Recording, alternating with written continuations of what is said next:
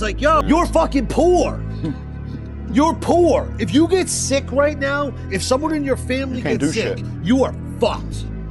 If anything happens, if you break your leg, you're gonna lose your house.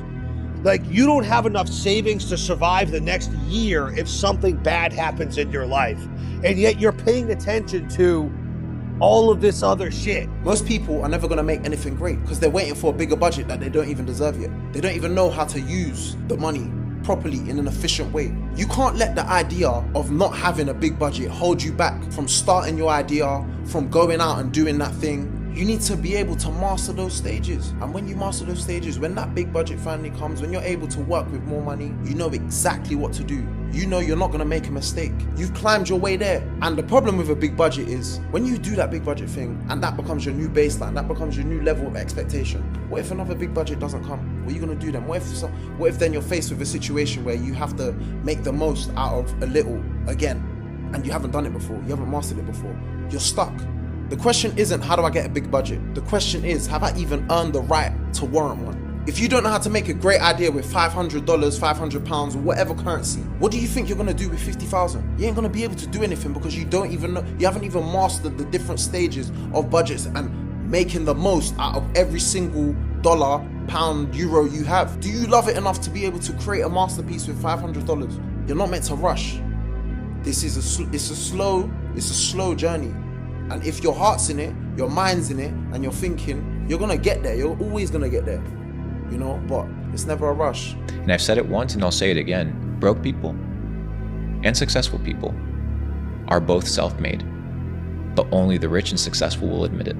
But if you wanna learn a new skill, the fastest way that I do it, that's outside of courses or anything, is tremendous volume of activity. So whether that's like, I want to take a lot of sales calls, I want to do a lot of outreach, I want to make a lot of content, I want to do a lot of customer success calls, whatever it is, you do 100 of those. And then you see, what are the top 10% of these? Okay, what did these top 10% have different than the other 90? And then I say, okay, well, these ones had these 3 things that were different. Let's try and do those 3 things on the next 100.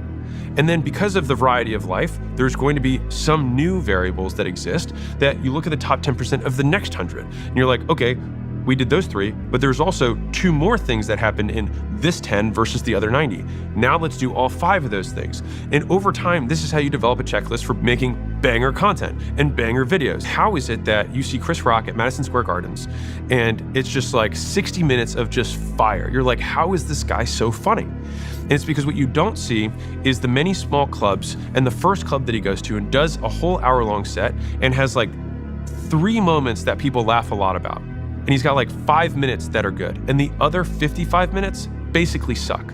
And so the next time he goes to a club, he takes those 5 minutes, puts them at the front, and then he tries all new material for the next 55 minutes. And he gets another 5 minutes. And he continues to repeat this process and put the new stuff at the front until eventually he has 60 minutes of uninterrupted laughing. And then people are like, oh my God, he's so talented. I can't believe that he can just stand up there and talk into a microphone and make everyone laugh. Cross age boundaries, cross cultural boundaries, cross all of the boundaries that you might imagine. How can he be so funny to everyone? That's how. How can that guy be so good at writing? Well, he looked at the stuff that he wrote, he found the best stuff, made it into the few things that he always does, and then kept writing. And that fundamentally is the process of learning anything. And it's usually not one thing, it's many small things that when added together in aggregate create the outsized returns.